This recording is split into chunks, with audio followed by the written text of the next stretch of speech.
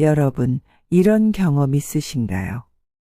누군가와 대화를 나누고 있는데 상대방이 겉으로는 웃고 있지만 왠지 모르게 불편해 보이는 느낌을 받을 때, 혹은 직장 동료나 상사가 나를 피하는 것 같거나 데이트 상대가 미묘하게 거리감을 두는 것 같을 때, 혹시 저 사람이 나를 싫어하는 걸까?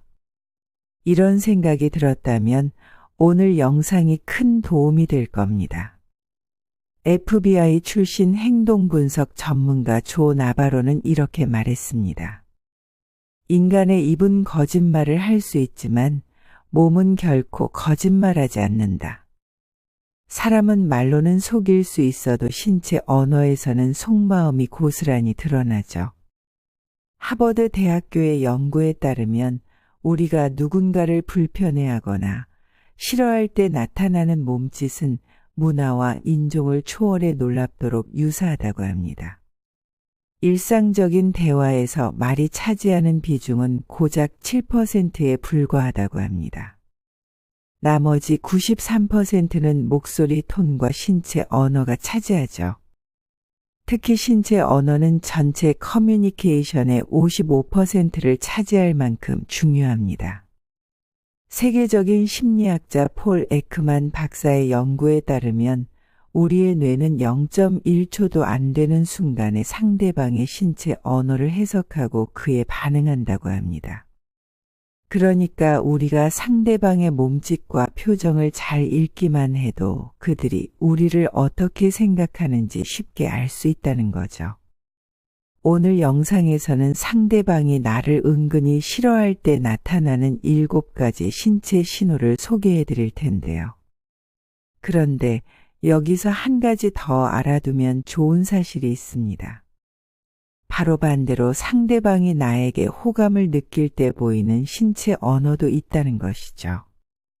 즉, 오늘 영상에서는 거부 신호뿐만 아니라 호감 신호까지 함께 알아볼 예정입니다. 이 신호들을 이해하면 우리는 상대방의 속마음을 더 정확히 파악할 수 있고 상황에 따라 적절히 대처할 수도 있습니다. 게다가 이런 기술은 비즈니스, 면접, 연애, 인간관계 등 어디에서든 유용하게 활용할 수 있습니다. 자, 그럼 바로 시작해 볼까요? 첫 번째로 주목할 것은 방어적인 팔짱 자세입니다. 팔짱을 끼는 행동 자체가 모두 부정적인 의미를 가지는 것은 아닙니다. 추위나 편안함을 위해 자연스럽게 취하는 경우도 많죠. 하지만 대화 중에 갑자기 나타나는 팔짱은 주의 깊게 봐야 합니다. 하버드 대학교 신체언어 연구팀이 발견한 이 신호는 가장 기본적인 방어 기제의 표현이라고 합니다.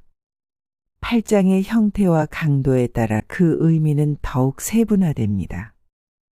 특히 팔을 단단히 조이며 깊게 끼는 경우는 강한 거부감을, 여기에 턱을 들거나 고개를 살짝 돌리는 동작이 더해지면 우월감이나 거만함까지 포함된 반감을 나타냅니다. 한 발자국 뒤로 물러서는 동작이 동반된다면 이는 즉각적인 혐오감의 표현으로 볼 수 있습니다. 두 번째 신호는 테이블 위에 깍지 낀 손입니다. FBI 행동분석관 조 나바로가 숨겨진 적대감의 신호로 지목한 이 자세는 겉으로는 단정해 보이지만 실제로는 상당한 거부감과 불편함을 나타냅니다.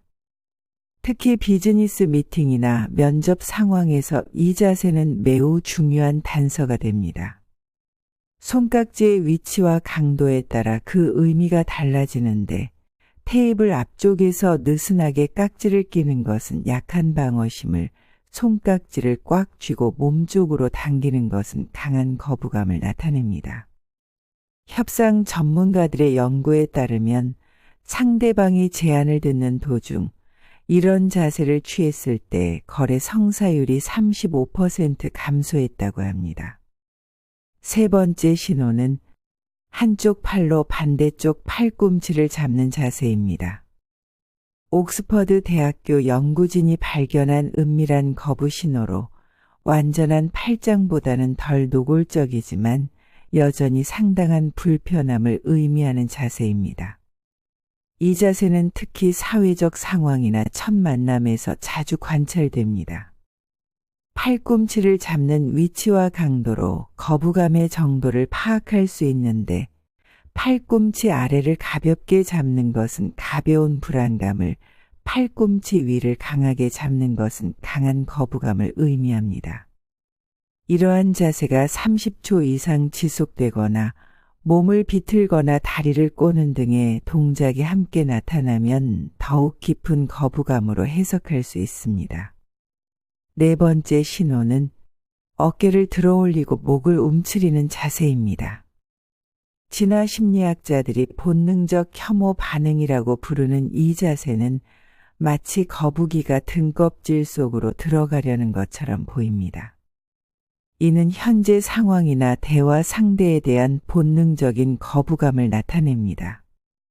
어깨가 올라가는 높이로 불편함의 정도를 파악할 수 있는데 1에서 2cm는 약한 불편함을, 3에서 4cm는 중간 정도의 거부감을, 5cm 이상은 강한 혐오감을 의미합니다. 특히 얕고 빠른 호흡이나 호흡 멈춤이 동반된다면 이는 극도의 긴장감이나 불편함을 느끼고 있다는 신호입니다. 다섯 번째 신호는 도주 준비 자세입니다. 이 자세는 이탈을 준비하는 자세로 목을 앞으로 기울이면서 손을 허벅지에 올려놓는 모습입니다. 이는 이제 그만 대화를 끝내고 싶다는 가장 명확한 신호입니다. 인류학자들이 도주 준비 자세라고 부르는 이 자세는 마치 단거리 선수의 출발 자세와 같습니다. 이는 상황에서 벗어나고자 하는 강한 욕구를 나타내는데 체중이 앞으로 이동하고 손이 허벅지를 누르는 강도로 이탈 의지를 파악할 수 있습니다. 상체 기울기가 15도 미만이면 약한 이탈 욕구를, 30도는 중간 정도의 이탈 욕구를, 45도 이상이면 강한 이탈 욕구를 나타냅니다. 특히 발의 방향이 출구나 문 쪽을 향하고 있다면 이는 실제로 그 자리를 떠날 준비가 되어 있다는 의미입니다. 하버드 비즈니스 스쿨의 연구 결과에 따르면 이 자세를 취한 사람의 89%가 5분 이내에 자리를 떴다고 합니다. 여섯 번째 신호는 갑작스러운 다리 뻗기입니다. 행동심리학자들은 이를 무의식적 공격 준비 태세로 해석하며 이는 상당히 부정적인 신호입니다. 캘리포니아 대학교의 연구진은 이 자세가 원시시대의 발차기 공격 자세와 연관이 있다고 분석합니다. 범죄심리 분석가 마크 보우든이 공격적 거부의 신호로 지목한 이 자세는 상대방이 대화에서 불쾌감을 느끼거나 강한 거부감을 가질 때 나타나는 무의식적인 신호입니다. 다리를 뻗는 속도와 방식에 따라 그 의미가 달라지는데 천천히 다리를 뻗는 것은 가벼운 불편함을, 빠르게 뻗는 것은 즉각적인 거부감을, 갑작스럽게 뻗는 것은 강한 적대감을 나타냅니다. 여기에 다리 근육의 긴장도가 더해지는데 근육이 이완된 상태라면 일시적인 거부감을, 경직된 상태라면 지속적이고 강한 거부감을 의미합니다. 특히 턱을 치켜들거나 팔짱을 함께 끼는 등의 상체 동작이 더해지면 명백한 적대감의 표현으로 볼 수 있습니다. 마지막 신호는 발목 교차입니다. 심리학계에서 은밀한 거부의 신호로 해석되는 이 자세는 불안감과 방어적인 태도를 의미합니다. 겉으로는 단순한 자세 변화로 보일 수 있지만 특히 중요한 대화나 협상 중에 갑자기 나타나면 주의 깊게 살펴볼 필요가 있습니다. 발목을 교차하는 높이에 따라 그 의미가 달라지는데 발목 아래쪽은 약한 불안감을, 발목 정중앙은 중간 정도의 거부감을, 발목 위쪽은 강한 거부감을 나타냅니다. 여기에 발의 움직임도 중요한 단서가 되는데 가볍게 흔드는 것은 초조함을, 리듬감 있게 흔드는 것은 참을성 부족을, 격렬하게 흔드는 것은 극도의 불편함을 나타냅니다. 심리학 연구에 따르면 이 자세를 취하는 사람의 83%가 자신이 이런 자세를 취하고 있다는 사실을 인식하지 못한다고 합니다. 반대로 상대방이 우리에게 호감을 느낄 때는 다음과 같은 신호들이 나타납니다. 첫 번째는 열린 자세와 앞으로 기울어진 상체입니다. 방어적인 팔짱 대신 팔이 자연스럽게 열려 있고 상체가 상대방 쪽으로 기울어지는 것이 특징입니다. 하버드 대학교의 연구에 따르면 상대방에 대한 호감도가 높을수록 몸이 앞으로 기울어지는 각도가 커진다고 합니다. 특히 15도 이상 기울어진 자세는 강한 관심의 표현이며 여기에 손바닥이 위를 향하는 제스처가 더해지면 진정성 있는 호감 신호로 해석할 수 있습니다. 두 번째는 자연스러운 손동작과 부드러운 제스처입니다.